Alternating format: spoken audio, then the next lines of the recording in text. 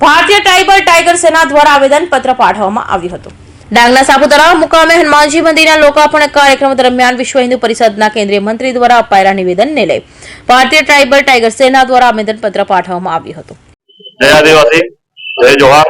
હું સંદીપ વસાવા, ભરૂચ જિલ્લા બીટીટીએસ હાલમાં 2 દિવસ પહેલા ડાંગના સાપુતારામાં બીએચપીના કેન્દ્રીય મંત્રી ધર્મેન્દ્ર ભવાની દ્વારા અમારા આદિવાસી મસીહા આદરણીય સુખભાઈ વસાવા સાહેબ કે જેઓ 7 ટર્મથી ધારાસભ્ય તરીકે ચૂંટાયેલા છે અને એક આદિવાસીઓનો આજે એક અવાજ બનીને આદિવાસીઓને જાગૃત કરવાનું કામ કરેલું છે અને માનનીય મહેશભાઈ વસાવા સાહેબ અને છોટુભાઈ વસાવા સાહેબ પ્રત્યે જે આ બીએચપીના કેન્દ્રીય મંત્રી ધર્મેન્દ્ર ભવાનીએ જે પ્રાણી કહીને સંબોધન કરેલું છે એનો અમે વિરોધ કરીએ છીએ।